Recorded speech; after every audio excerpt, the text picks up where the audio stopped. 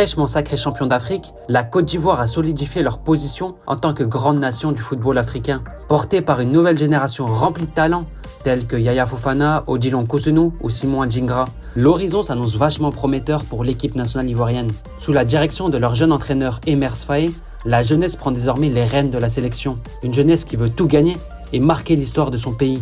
Maintenant, le défi pour les Ivoiriens, c'est de performer de manière constante et s'affirmer davantage sur la scène internationale. Donc les 2 premiers objectifs, c'est ça, c'est de se qualifier pour les 2 prochaines compétitions.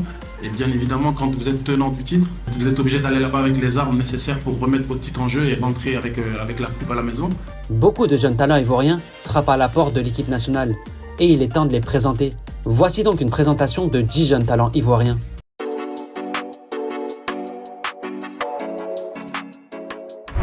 Au poste de gardien, l'avenir est assuré avec Yaya Fofana. Auteur d'une excellente CAN, il s'est imposé comme le futur gardien titulaire pour les prochaines années. Et dans le même temps, un autre gardien est en pleine ascension en Ligue 2. Il s'agit de Mohamed Koné.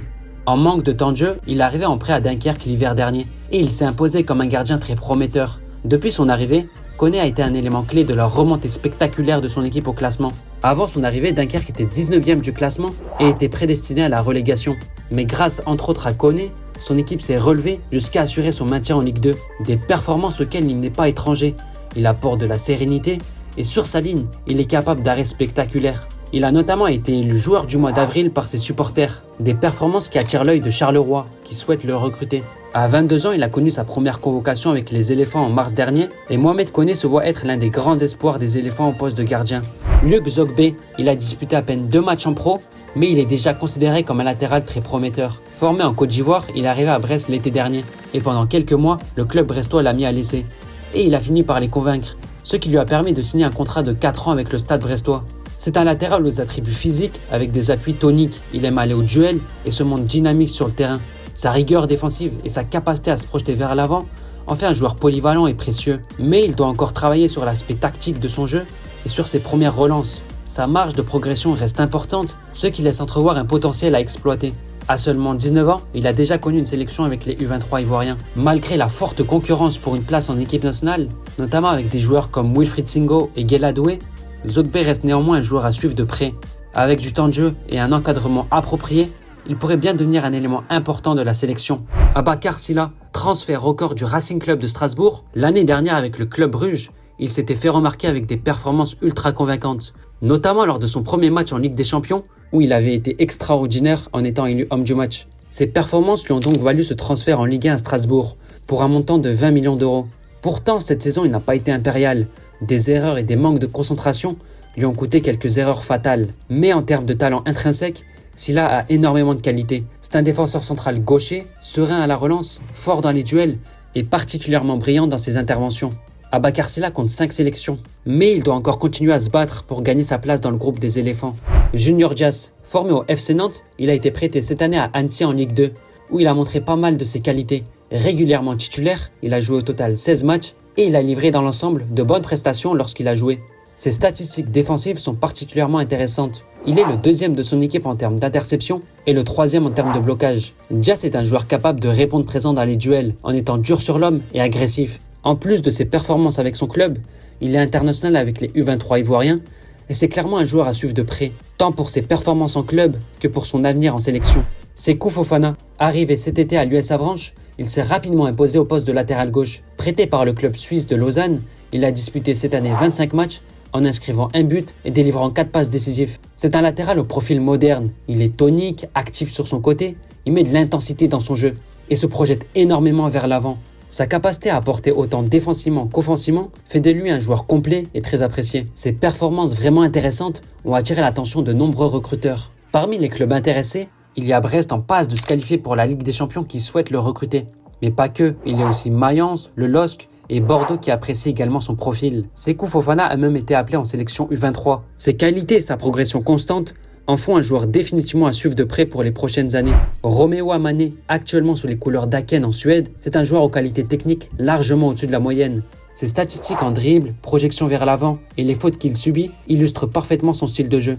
Il a un profil axé sur la créativité et s'inspire notamment d'Andrés Iniesta. Il faisait d'ailleurs partie de la liste des 100 nominés pour remporter le Golden Boy 2023, une reconnaissance prestigieuse pour les jeunes talents européens. Il a également fait ses débuts en Ligue Europa cette saison et il a montré qu'il peut performer sur la scène européenne. Maintenant, il veut désormais viser un club encore plus prestigieux et des clubs comme le Celtic et le Feyenoord ont déjà manifesté leur intérêt pour le recruter. International avec les U23 ivoiriens, Amane se voit être un futur grand talent des éléphants. Chris Kevin Nadje, c'est l'une des grosses révélations de la saison à Versailles en national. Il s'est formidablement illustré cette année. Doté de qualités athlétiques indéniables et d'un gros volume de jeu, c'est un milieu de terrain défensif, mais il n'hésite pas à percuter et se projeter vers l'avant. Il est également techniquement sûr et fiable. En plus de son apport dans le jeu, il a aussi des bonnes stats. En 31 matchs joués, il a inscrit 7 buts. C'est typiquement le genre de joueur que les clubs raffolent dans le foot moderne. À savoir des joueurs capables de faire le travail de l'ombre, tout en étant décisifs. Et attention, Kevin Nadje qui va tenter sa frappe. Il a un profil qui plaît notamment en Serie A, où l'Hellas Vérone a déjà transmis une offre. Son profil plaît aussi aux Pays-Bas et en Belgique. Il ne fait aucun doute que dans un avenir proche, il évoluera à un niveau supérieur, avec la possibilité également de briller en sélection. Chris Kevin Nadje est destiné à un avenir brillant. Au poste d'ailier gauche, l'avenir est destiné à Simon Adjingra, auteur d'une Coupe d'Afrique exceptionnelle et titulaire indiscutable à Brighton en Première Ligue. Mais dans le même temps, un autre jeune ailier virevoltant est en train de pousser. Il s'agit d'Abdoulaye Traoré. Auteur de performances remarquables avec les espoirs ivoiriens, il a montré tout son talent. Percutant sur son côté, il est capable de déséquilibrer n'importe quel adversaire grâce à sa magie. C'est un dribbleur fou et spectaculaire. Il régale les spectateurs à chaque prise de balle. Avec son club en 2e division belge, il réalise une bonne saison, auteur notamment de 6 buts et 8 passes décisives. Ses performances ont été récompensées par ses pairs, qui l'ont élu 2e meilleur joueur de la saison de son équipe. Avec Abdoulaye Traoré dans ses rangs, l'équipe nationale ivoirienne semble bien armée pour les prochaines années. Evan Guessant, il a enfin gagné sa place de titulaire avec l'OGC Nice, après plusieurs saisons de prêt où il n'avait pas réussi à s'imposer pleinement. Cette saison, il est intéressant. Son équipe, actuellement 5e, est en passe de se qualifier pour la Coupe d'Europe. Et Guessant a été l'un des principaux moteurs de la bonne saison de son équipe. Avec 6 buts et 2 passes décisives en 32 apparitions, il est le 3e joueur de son équipe le plus décisif. Il est polyvalent, capable de jouer aussi bien en tant qu'ailier qu'avant-centre. Sa vitesse, sa puissance et sa capacité à déstabiliser les défenses adverses en font un joueur redoutable. Et c'est d'ailleurs le joueur de Ligue 1 ayant obtenu le plus de pénaltys. Il est né et formé en France, mais Guessant souhaite représenter les éléphants sur la scène internationale. Malgré des présélections dans les listes élargies, il attend toujours sa première convocation officielle. Avec son rendement actuel, l'appel en sélection ne devrait pas trop tarder.